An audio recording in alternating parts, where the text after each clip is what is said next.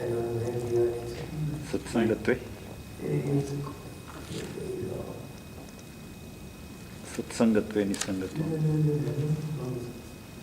Kadikata satsangati. Now we are Makuru. Then the other one is Makuru. You have the Makuru, then what number is that? 11. Number 11.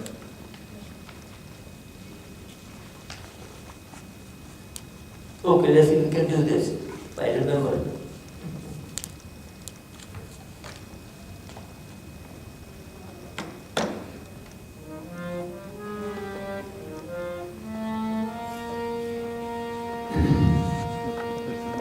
Makuru jana jana yo. Makuru jana jana yo. Aratini mesha kala sarva maya maya makilam netva brahma padam tam aditayitva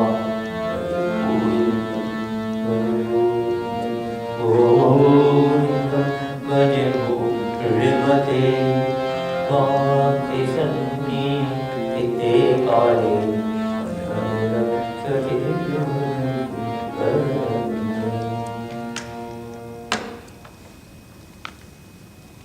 Makuru dhana jana yauna gharvam harati nimeshat kala sarvam maya maya midam akhilam hetva brahma padaptvam pravish videtva. This initially is talking about the delusions, the wrong ideas we have about money, about the family, about members of the opposite sex, all these things. So here he's talking of youth, delusion caused by youth, wealth and people around. Dhana, jana, yavana. People when they are young, including me when I was, they tend to be arrogant, extremely confident. Or they say, well, we have all the resources, we are strong, we do not require any help and support from anyone. We can earn, we can accomplish whatever we want. And therefore, generally, youth is the cause of pride. And sometimes that pride goes to arrogance.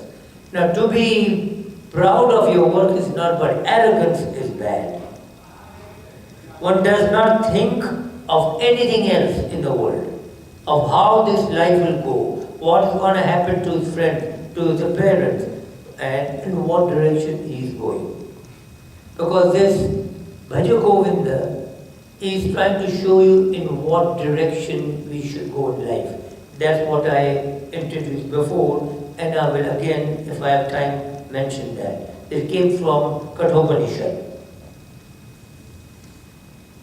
One does not think of God or religion or scriptures or Mahatmas, and he thinks it is below his dignity to go to all these places because he is proud. So youth causes arrogance. That's a delusion.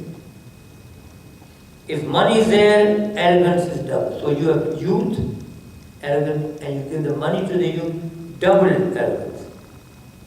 And then if you have money, you already followed by friends. It's called psychophants. Chamchas will come from. So then arrogance tripled. So you say, Ma Kuru Dhana Jana, let it not the youth, your sycophants and money go to your head. Why? Kala Nimeshat Sarvam Arati. Time will deprive you in course of time all these things. Your youth will go away,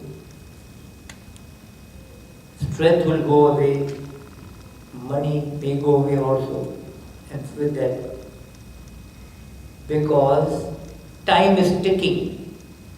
You are walking like a ticking bomb. You are a walking, ticking bomb, which means, we should pray everybody lives long, but at any time we may go. So Puja Swami Dayananda Saraswati, who used to say that there is many a slip between lub and dub. The heartbeats are called lub dub, lub dub, lub dub. So when you get lub, there is no guarantee that the dub will come, and you may go. You may go and sleep, or you may go early in the morning, or you're in a tub, or wherever you are, there's no guarantee. Because the Kala is waiting, is ready to get you. So in old age, the youth, the money and friends are gone, taken away by Yama Dharmaraj. It's called Kala. Sarvam Harati will snatch away everything in minutes, Nimesha, in minutes. So do not be haughty, proud, arrogant. Be thankful to the good Lord that you have what you have. Utilize it, spread it, but don't get to that. Maya maya midam akhilam hetva brahma padam tum pravishvavidhi. Abandon, then when you see this, then don't get too much hung on. Don't get attached to the world, entire world, which is a product of Maya. Know the abode that is Brahman and enter it. So then ultimately we are going to join the Brahman and be one. Now it may take this Janma, it may take millions of Janmas, but ultimately. So therefore, while you are in this world working, you have money, you have youth, you have friends, always look up for a backup. Always have a backup plan. What do you call a plan B? But I think that plan B should be plan A. The Swamiji mentioned UPS, which is uninterrupted pleasure supply. If all three are gone, you are not worried because you have Govinda with you. Bhajagovindam. Okay? And in Bhagavad Gita, they tell you what is the backup plan. The one who is always with you, he neither was born, was there before, is and will remain, is always with you. And that says in 2nd chapter, verse 20. Najayate mriyate vakadachit nayam bhutva bhavita vana bhuya ajo nitya shashvato yam purana nahanyate hanyamani. Basically, that Atman is never born. It is there now and never dies. Ajo, unborn. Nitya, always. Shashvato, past. Purana. Nahanyate hanyamane shariri. So the body is destroyed, Atma lives. So hang on to your Atma for support. Now you will say, why should I hang on to Atma? What does Atma give me? Atma is going to give you security. Atma is going to give you happiness. Now, again I have to backtrack because whatever pleasure which you may interpret as happiness you get from the world doesn't come from the world, it comes from within you.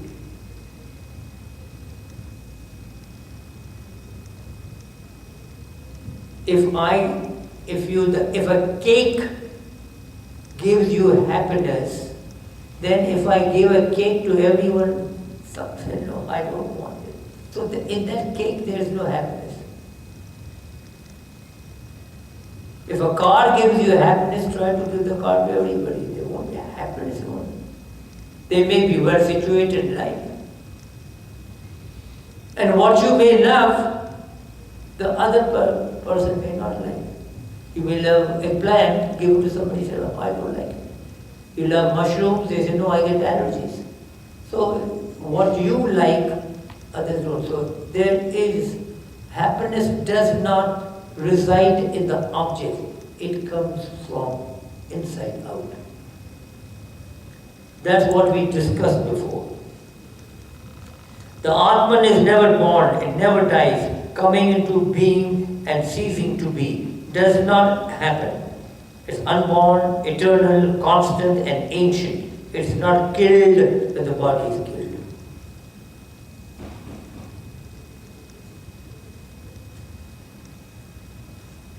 Now there is a next one will go. Dinyaminyo. Where is that one? Dinyaminyo. What number is that? 12. 12.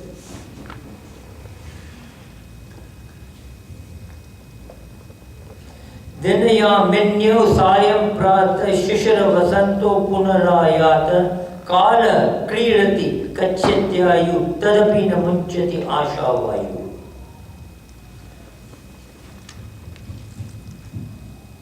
Day and night, we are living this life. This is a day right now. That will pass away. Last night passed away. The days and nights and days, dusk and dawn, and winter and spring, they come again and again. So time, kala, is having fun, sports, and life ebbs away. So if you are at the top of your life, slowly you are coming down, ebbs away. And yet, the gust of desire does not leave us. So as we get old, we still want something. Whether 50, whether 60, whether 70, 80. So I had a patient who is 85 years old, and she has 65 children, grandchildren, great-grandchildren. So first I asked, do you remember the name? She said yes. And I said, okay, I'll give you $10. She did it. I said, are you happy? Yeah. I want to see the wedding of my great-grandson. That was her asha. So 85. I bet if you were 1900, you still have asha. I want to see that. And many times patients in the hospital, I'm oncologist, could you keep me alive because in another 1 month, my grandson will celebrate second birthday. So, even in the hospital, that asha doesn't go away, that desire doesn't go away. That's the point I make. So here, even though Shankaracharya is giving a strong warning and exhorting all human beings to have a backup plan of honor and security, still the tendency of a human being is to say, when will you start bhakti? When will you start Ramayana? When will you start bhakti? I will start, what's the rush? I have to go to Chicago. There's my friend's birthday. And then I will start. I will start next week, or next month, or next year. And then I will look for an auspicious day. Rahu Kalam, and a good muhurta will do. For starting spirituality, don't look for any auspicious day or time. Life is a ticking bomb. You are here and next moment you are not. And there is no guarantee for that. Ticking an old clock. Did you know that?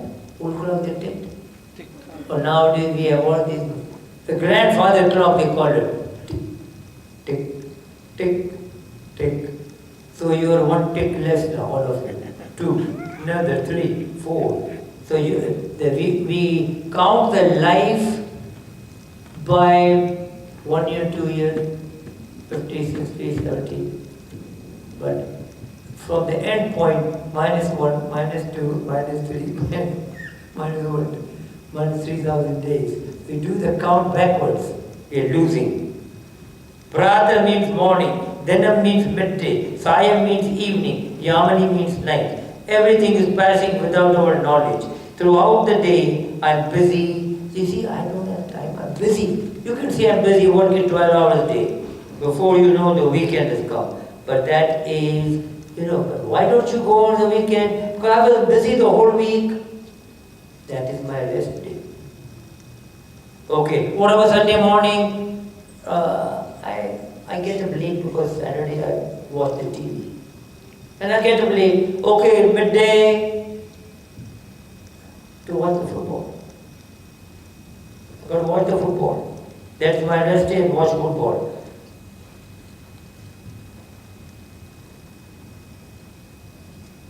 So Shankaracharya didn't say, but I'm saying, I said, okay, you rest. You want me to do Bhajagovindam for you?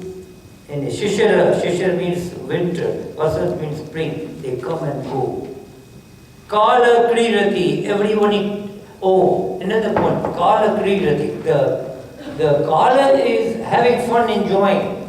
These guys, they are having pleasure in sports and this and that, children, grandchildren, and they are taking rest on Saturday and Sunday. Good.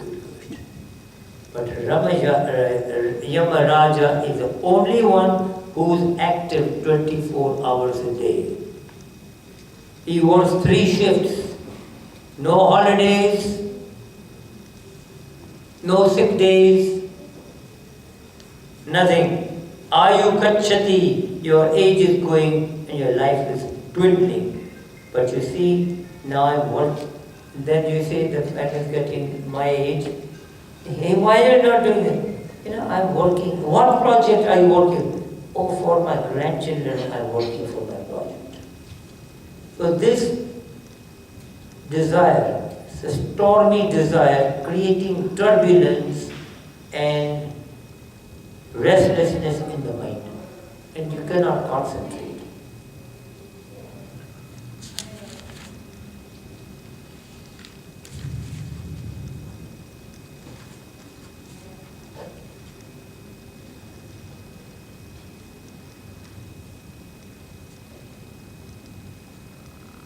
So this one is Aditasya Gadagatai Rahasya San Kshiyate Jivitam Vyaparyai Bahukarya Bhara Gurubhi Kalo Na Vijnayate Dishtva Janma Jara Vipatti Maranam Trasascha Nopapadyate Pitva Moha Mayam Pramad Madara Munmata Bhutani Jagat.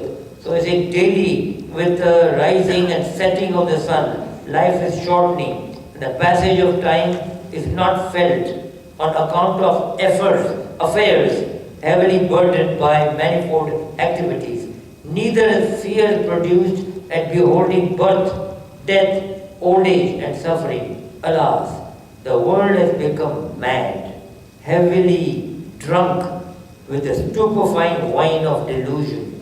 Day and night, dusk and dawn, and winter and spring come again, and we do not realize. This was written in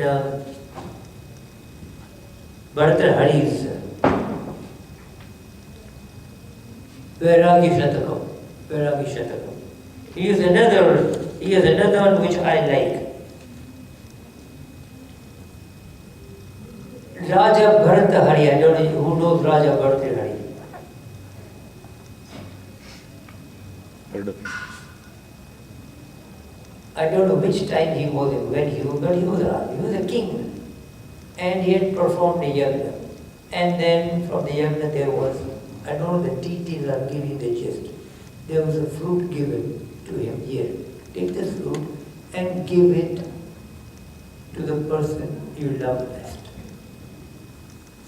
And was that for a son or what? Okay, so he gave it to his wife. The wife said, yes, I will take it. And she kept it. Apparently, the wife had a lover on the side. So she said, I got this blessing, let me do it. And the lady had another boyfriend. So it went on, jumping and jumping and jumping and jumping. Finally, somebody gave it back to Raja. He looked at it and he was shocked. He said, this is what I gave, the best thing I gave to my wife, and has gone such a long and has gone. That was a shock. It's called Buddha movement. When you get the knowledge, oh my God, the eyes opened.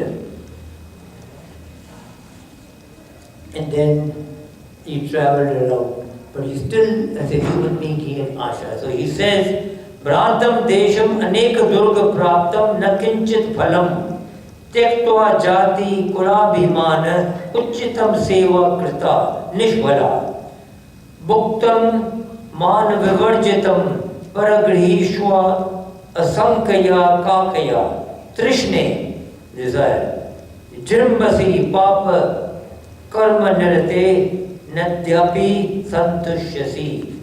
Basically, he said, I have traveled and I have traveled many rugged terrain. So he went on like a poor man traveling and obtained nothing, shedding my proper pride. He was a king and he came down. Proper pride of caste and clan. I served others in vain. I did everything. And like a scared crow, devoid of self-respect, I devoured meals at the houses of others. So because he was a sadhu, sometimes you get bhiksha, sometimes you don't. And some people throw their food. So he took that like a crow and ate it without any pride. But, O desire, doer of evil deeds, you continue to grow and are not content even now. So desire doesn't go away. In the movies, you got to watch Indian movies. Hey, why did you do that? They go, papi paint ne kiya. Have you heard that? Papi paint? Why do you blame the paint for that? Oh, papi paint. Is my paint is doing that. Anyway, I thought that was funny. Now, are there any questions? I think we gave you a... Oh, I told you for those who are new, how did we start? So I can give you this whole thing. Bhajagovindam started.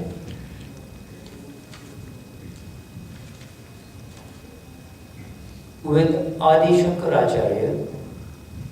He was going around and then he saw an elderly man, probably 80, 85, and he was memorizing Sanskrit. Tukrit karane, tukrit karane, tukrit karane, tukrit karane. Because Sanskrit is a difficult language and has many verbs and many tenses and many... So, he said, now, instead of trying to memorize and learn Sanskrit, the right way would be to turn towards